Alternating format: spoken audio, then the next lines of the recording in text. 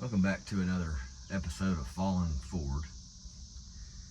I haven't done one of these solo cigar reviews in a while, so I figured I'd do one. This one is a Romeo y Julieta Reserva Real. And I do believe that this is a pretty good cigar. I've only gotten a couple gifts as a cigar, and this was one of them that I got a while back from my son. I smoked the one he gave me. This is the exact same thing as he gave me though. So now he gave that to me as a gift. Now I think about it every time. That's kind of the point of a gift too, right? So we remember who gave us stuff. This one says Reserva Real, 1875 Romeo y Julieta. It's got a really distinct, kind of smelly cigar smell, you know, which I've kind of grown to like, honestly. I don't know, I didn't read anything about these, what they're supposed to resemble, as far as like a flavor profile or anything like that. So you're going to be with me right here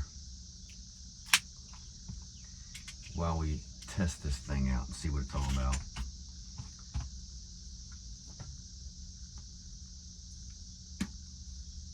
Nice easy pull. Got my Daniel Kane gifted Zippo lighter with Rogers and an R embossed on it. I'll always keep this. I like warming it up a little bit. Just warm it up right on the end. You basically want to get all the cigar tobacco to light at the same rate.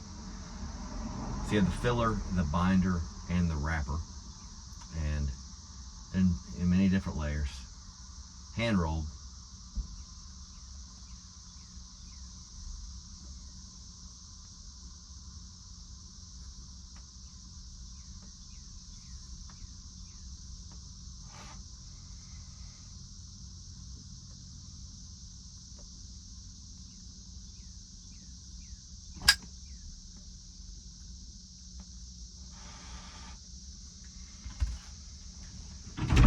Like I said, I wasn't planning on doing any review tonight, but I just felt like I needed to get out here and do something. If you notice, I got some more stickers on here. Got Laurel Cove Music Festival, Spruce Creek Sessions, Bell Theater. These are all new additions, of course, because John Grace was interviewed. Hopefully you liked that last interview. John's a great dude. We're going down to the Laurel Cove Music Festival this weekend. Not this weekend. I'm playing a festival tomorrow. The following weekend is Laurel Cove. I'll be down there too.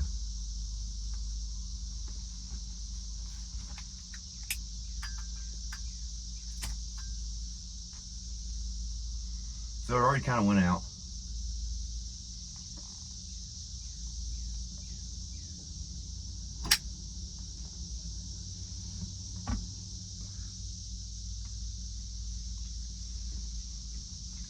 Smoky cigar. Damn.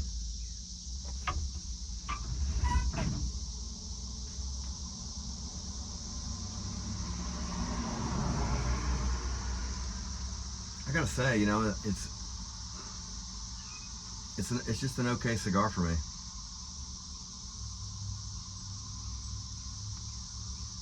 It's a little bit, I don't know, it's just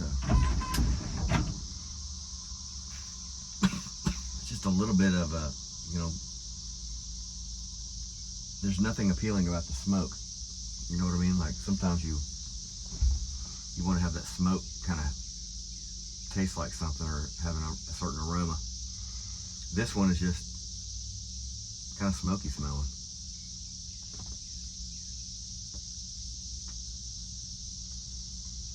I'm gonna smoke it for a while and just see what happens, but it's a little bit bitter. I get a little bit of a waxy texture on the inside of my mouth from smoking this. If I had to compare it to anything, I would say acorns.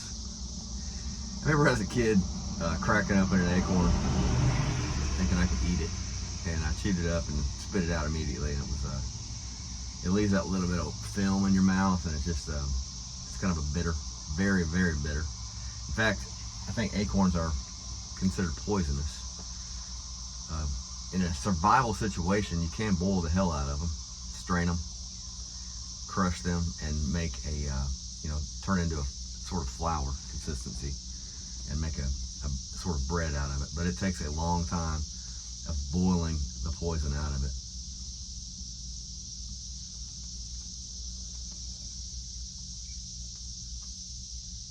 Have you been, y'all read much? I've been reading this book, and it's called The Creative Act, A Way of Being. This is by Rick Rubin.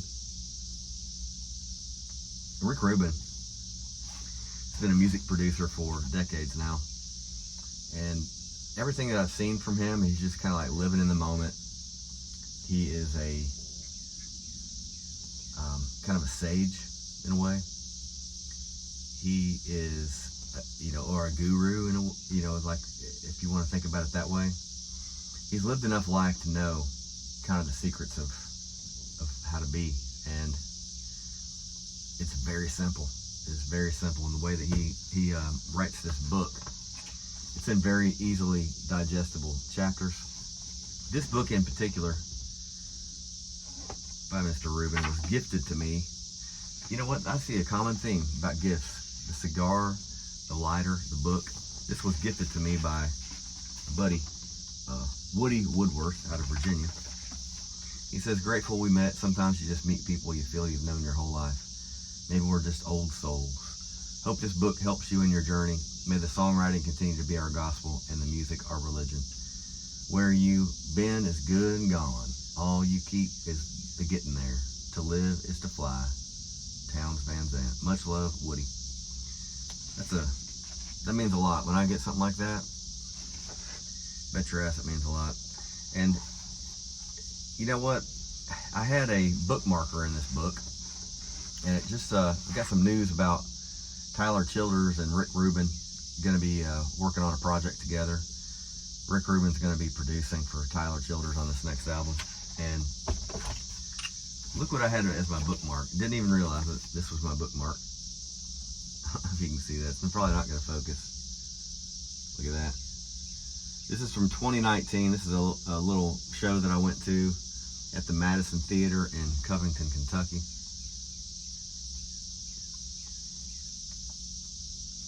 A lot's happened since then, right? But yeah, I had it as my bookmarker, and come to find out that Tyler and Rick are going to be working together. And when I was thinking about coming out here and I picked this book up, the chapter that it was on, simply, this is a little subtitle that leads you to the next part of the book, and it says, talent is the ability to let ideas manifest themselves through you. Talent is the ability to let ideas manifest themselves through you.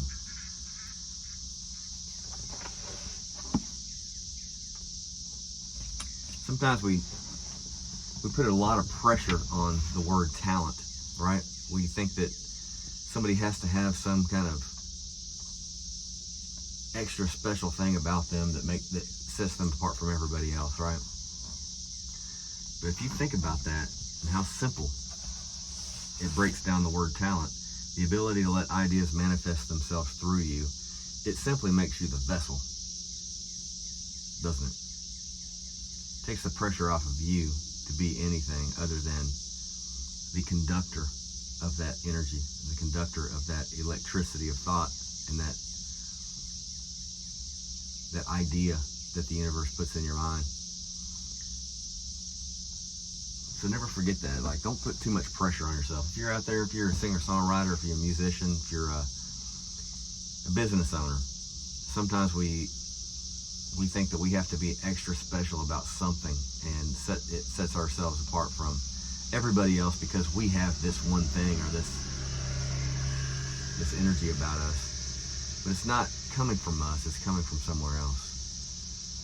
It's the idea. It's that becoming that conduit and letting that flow into reality. So if you're writing a song, don't ever think it, put it down there. Some of those, you ever turn the radio on, you hear a song, you're just singing your heart out to it, and get the windows rolled down, and just having a great time, and just your mood's up, and you think about the song later on and how simple it was. It really doesn't take much. Really doesn't take much. Don't overthink it. Just let those ideas flow through you.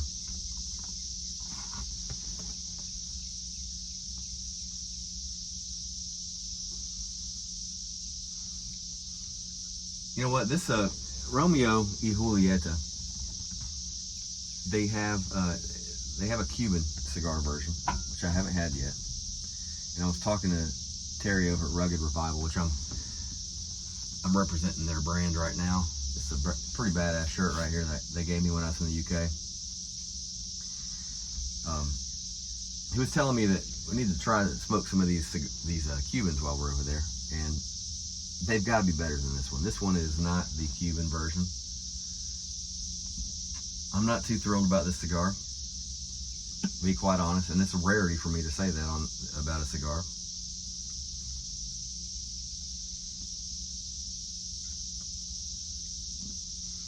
I can't say it's horrible. I have had worse, but this one is like, I would give this maybe a 5 out of 10, 6 out of 10.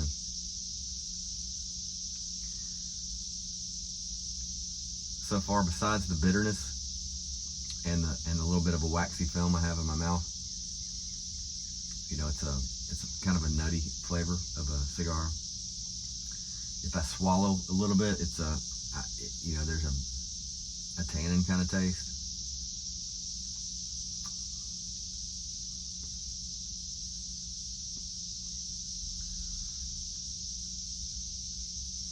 Sometimes with a cigar, though, the more you smoke it, like the different levels you get to, they will have different flavor profiles. Sometimes it's just the way that it's rolled, it's not consistent, and sometimes the way that, as you store it in your humidor, sometimes the humidity can create different little pockets in here. If it's not a real even humidity, if this has ever been dried out at one point, which I got this at Liquor Barn. It's also stored in one of these little metal containers, and inside the metal container, it was wrapped in plastic, so it should have sealed it up pretty well. But it just tastes different. If you've been watching this show for a while, you know that I like a Maduro wrapper. This is not a Maduro; it's more of a Connecticut.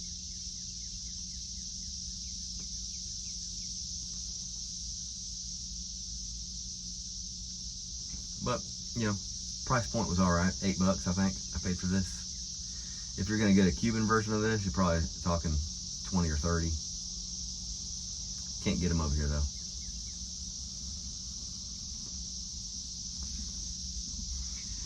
So my buddy that gave me this Zippo lighter, Daniel Kane, make sure you're following his music. He gave me a sticker. I got to put it on back here on the window. Daniel's a good buddy of mine. He's got some great music out. I think, honestly, the stuff that he's getting ready to put out, eventually, when it makes sense for him to do it, is his best stuff ever. Also, Woody Woodworth, the friend that gave me this book by Rick Rubin. He is coming out here. He lives in Virginia. He's got a band called Woody Woodworth and the Piners. Is it the Piners? Yeah, I think so. He's coming out with a trio to Lexington to play Red Barn Radio later this year, and I'm helping him to book some shows. I think we're going to do one of them together. But make sure you check his music out too. Currently we're on the same roster under Freight Train Management. Freight Train is we're managed by Stacy Schneckta. Can't ever pronounce her last name, but incredible roster, a lot of people on there. We're all just trying to make our own way and figure things out as we go. But I'll tell you how I met Woody. We were playing a festival out in North Carolina called Power and Sound Music Revival. very cool thing. It was a kind of an old van and bike show combined with the music festival, and it was a great lineup. I was honored to be put on it. Made my way out there, did a couple shows, played the festival, and I ended up bringing my motorcycle that I built back in like 2015, 2016, something like that. I brought that motorcycle with me and put it in the festival, or in the bike show part of the festival, and ended up winning first place, which was kind of unexpected. Ended up winning first place with that bike, and it was fun. But as I was pulling up to the festival, you know, I was looking for artist parking. They had two different parking lots, one for general public and then the one for the artists. So I pulled in the artist parking lot, and as I was pulling up, I see a group of people just hanging out next to their van. And the cars all pulled together, and you know, 4 or 5 people with their lawn chairs out. And I said, "Hey, is this the place for artist parking?" And Woody, I didn't know him at the time, he's like, "Yeah, man, this is it." He's like, "Go park over there and then come back down and sit with us." So I did. And as we're talking, man, we just kind of like hit it off immediately. And a lot of people in that group just felt like friends immediately. And Woody and I, we've kept in touch through the years. And you know, when he says that in that note that he wrote in the book about us being old souls, I kind of believe in that, man. I really do. I think, I don't know, trying to make sense of it all, but it almost feels like certain people you meet, you've met before, even though you hadn't in this reality, maybe in another one, somehow. But Woody's a good dude. Plays a high energy show. It reminds me a little bit of Sturgill Simpson, the way that his music is. Not quite his voice. He has his own distinct voice, but puts on a great show with full band. So I'm looking forward to getting out and doing a trio show with him.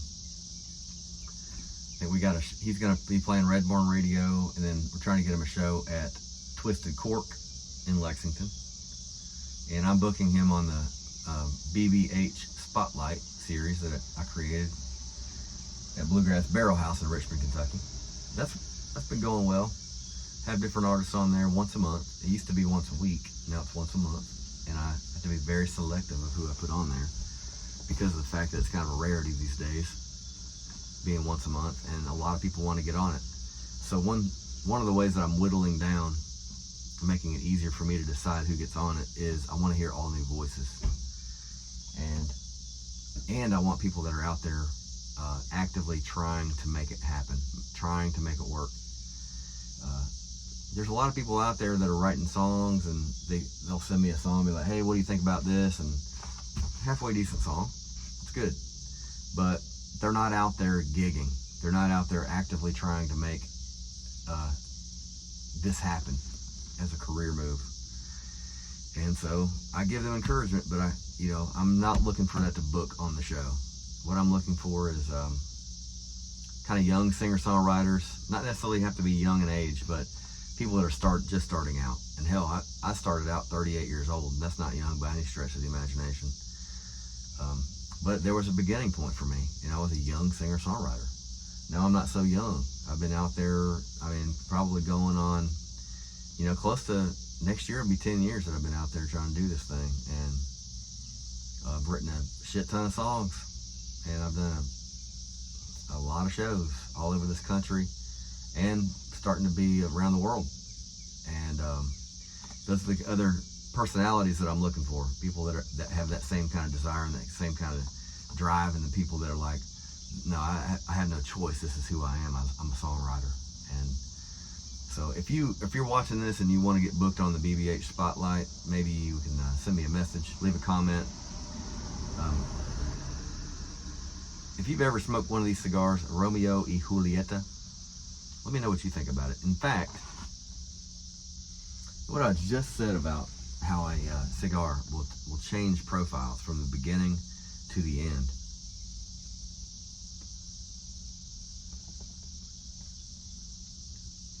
This has.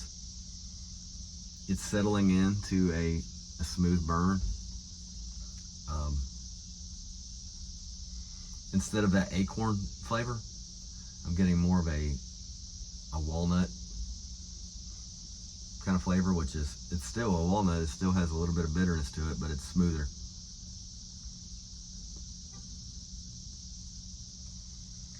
I think in a way, that can also be a metaphor for a music career. We start out a little harsh. Sometimes we try to light things up a little bit too fast. Maybe we try to smoke things a little bit too much. And we get that, then we finally settle into a smooth burn, and we start coming into our own. Instead of trying to be like out there trying to be like anybody else, we're like, no, I am who I am. And we begin to change our profile, change our flavor profile.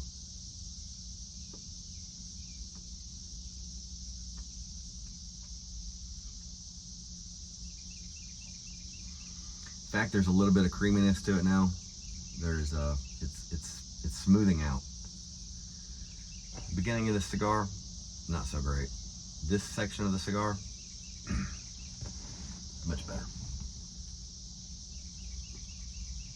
So hopefully, if you're a fan of Romeo y Julieta, maybe I was being a little bit too critical at the beginning of the cigar, but the middle of it it's just right. It's just right. I was talking with Sean Thatcher one time. He said that there's a lot of cigars that he smokes that it's only until the very end that that he starts to like the flavor. And he was telling me that sometimes he smokes them down to the end, and then you can take that extra tobacco that's left and crush it up, put it in a pipe. I haven't done that yet. Maybe I'll do that on one of the shows. I'm going to randomly open up to a page in this book, and I'm gonna read one little excerpt out of it and see what we can discern. Okay, I just randomly flipped it open to this page. It says, in the end, the sum total of the essence of our individual works may serve as a reflection. The closer we get to the true essence of each work, the sooner they will somehow, at some point in time, provide clues as to our own. Isn't that true? The more art we produce, the more songs we write, the more we get out there and we are actively pursuing what we're doing. We have a body of work that builds up, and that body of work, although different in different stages of our life, serves as a reflection. We can't judge ourselves on anything that we've done in particular in the past. But we can judge ourselves on the body of work that we've created, because that is a true reflection of what we're doing. The closer we get to the true essence of each work, the sooner they will somehow, at some point in time, provide clues as to our own. So, everything that we do, especially if we stay with this theme of songwriting, it gives us clues as to where we've been. It gives us clues as to where we're going. Don't ever think that. Don't put too much pressure on yourself to try to be someplace that you're not supposed to be at this point in your life.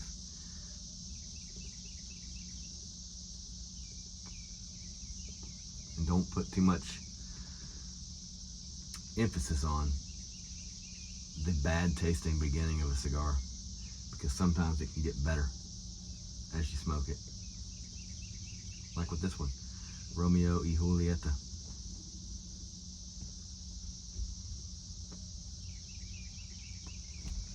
You get a chance, go check out, I'm going to point to this logo under the steering wheel, The Rugged Revival.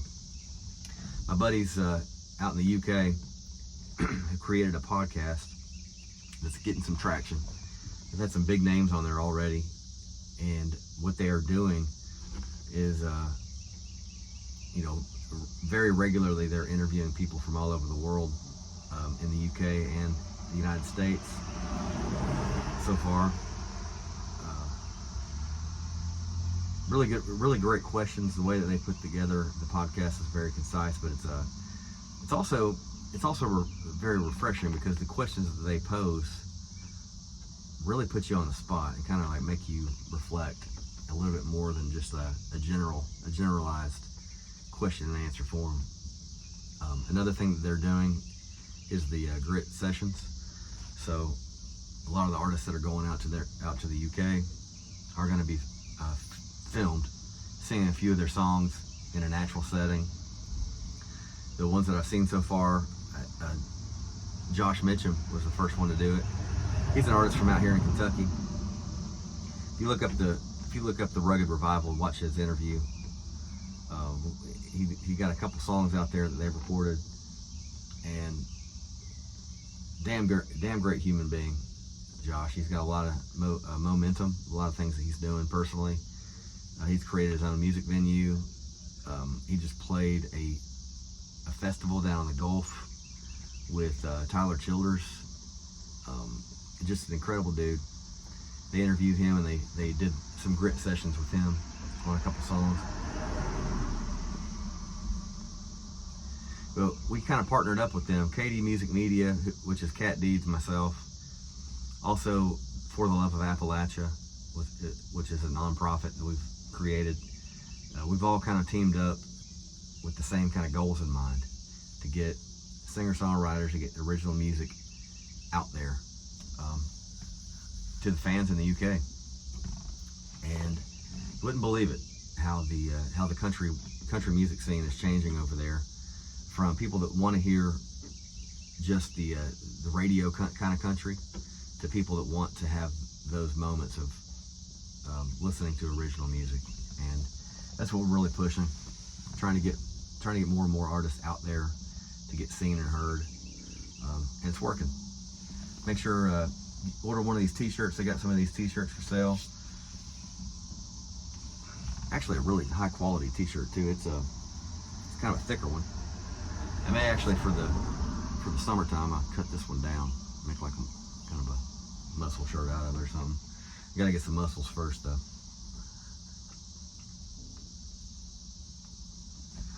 I'm gonna get up there at a 30-minute mark. I'm gonna call it quits. But to sum up, a cigar can change flavor over time. It's harsh at first sometimes, and it settles into a really rich creaminess the more you smoke it. You don't want to judge something too quick, especially yourself as an artist. You don't want to judge yourself, be too critical right out of the gate. And talking about what Rick Rubin said in his book, it's that composition, and it's that bulk of works that you do over time that is a true reflection of what you're doing and who you are. So it's okay to have these moments where you really don't know what you're doing. It's fine. And there's these moments of clarity later on that kind of put everything back into focus as to why you went through something, or you wrote about something in your life, and later on you move on. You're like, you know what? I don't even care if I sing that song again in my whole life, because I needed it at the time. Now I don't. It's fine. But it's still part of what your path was at the time. Be grateful for your friends and the little gifts they give you along the way. You know, this is a very meaningful Zippo to me, given to me by Daniel Kane. Also, with these little stickers on the back window, if you want to send me a sticker, get on the show, get interviewed, we'll put one right here for you. That way anybody that's watching the show can look at these and see who's been on here before.